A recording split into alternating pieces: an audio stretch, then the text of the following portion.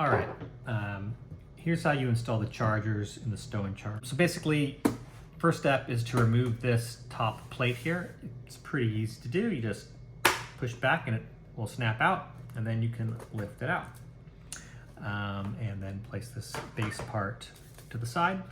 You're going to need a Phillips head screwdriver here to loosen these screws, just so these little tabs can slide in and out if they happen to be in the way.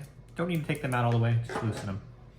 Next, take one of your chargers and place it in the holes, like so. And then route these wires in the channel. They actually route into these things that head up. You probably want to use like a screwdriver or something just to help you push them in there. And then do the same on the other side.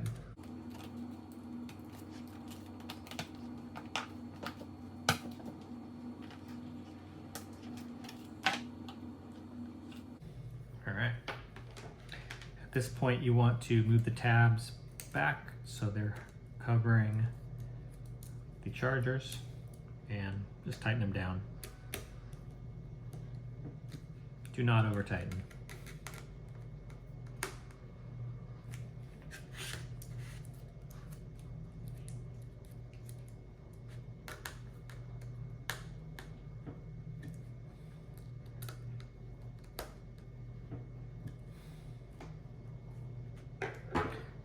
Just make sure they're nice and tight. Okay, they're good to go. So the next step is, if your charger came with a USB A adapters, you don't need those, so I would recommend just cutting these off. I already cut mine, but yeah, just cut that little piece off and dispose of it, because we're only going to be plugging in USB-C. So next step is we're going to be routing these wires from the chargers through these two holes. So the main thing here is just make sure you route the correct wire through the correct hole, otherwise you won't be able to get it on. So just verify that. Yep. And then it's just a matter of pulling them through.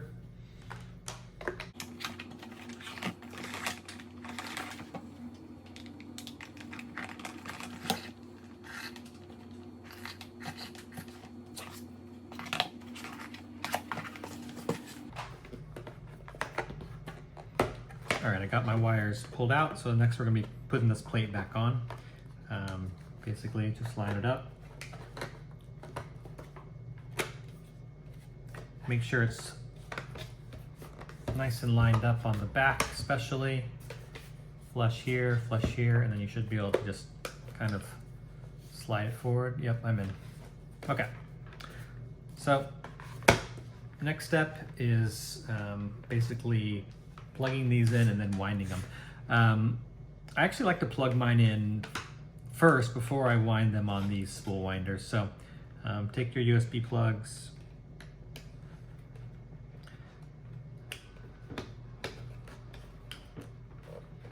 and plug them in.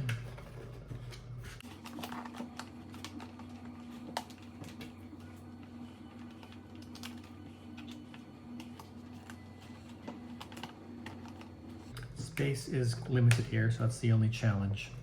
So now I'm going to wind them. Like I said, I like to start at this end actually, where it's plugged in, and I'm gonna go down, and then we're gonna start winding around this thing.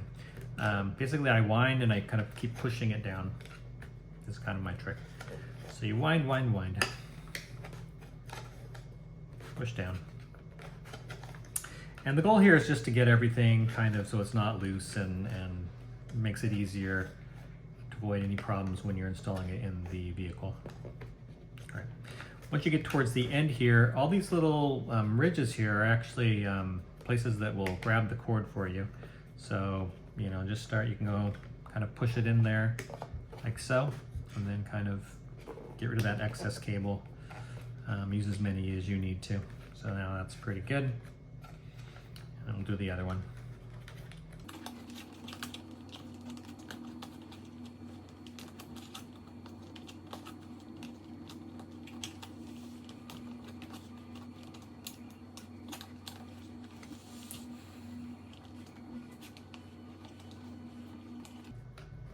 right, so I'm at the end again. I'm almost there.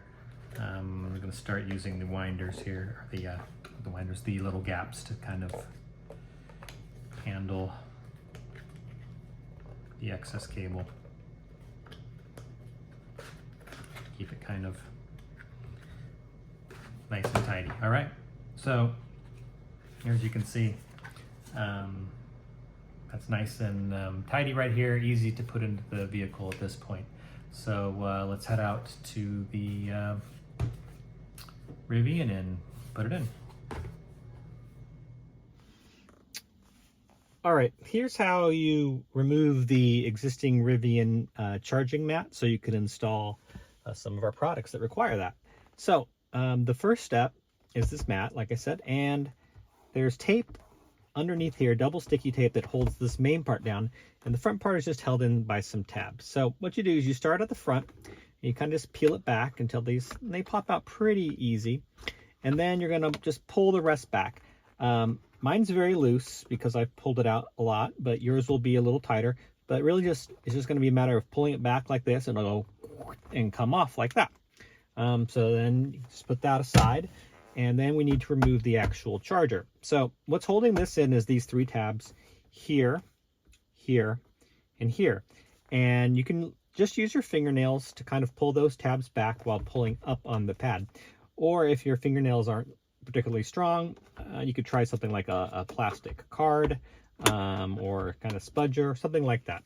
But what I like to do is I take my left hand, and I pull up on it by grabbing the pocket here. So I'm pulling up, and then I just go on each tab and I just start pressing, and eventually it starts to give way.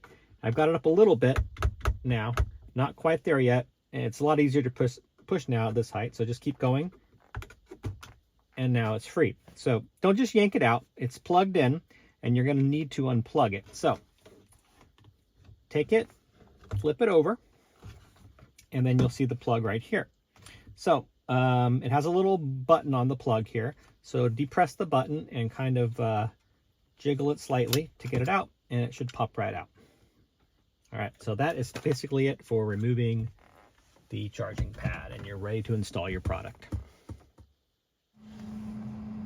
And here's how we install the StowNCharge. So take the plug here, the little button should be facing up, flip your StowNCharge over like so, and we're gonna just plug it in like so. You might see you should see a little red light come on. Red is good in this case, just means it has power. So don't be concerned about that if you see the red light. So at this point, flip it over, and we have 3 tabs on the back here. And basically those go into some little holes in the back of the back side of the console here. So place this against the back wall, and I like to just kind of keep it kind of like this. You don't need a giant tilt, kind of a little more horizontal, and keep it against back wall and just kind of lower it in, and it will come to rest on these little platforms for the tabs. So at this point, we're all the way back, and we just need to push down. It shouldn't take a ton of force to get it in there, and it just kind of drops in. And that is pretty much how you do it. You should be good to go at this point. One last quick tip is you want to make sure this cord doesn't get stuck under here or under here, where it can prevent the whole thing from going down.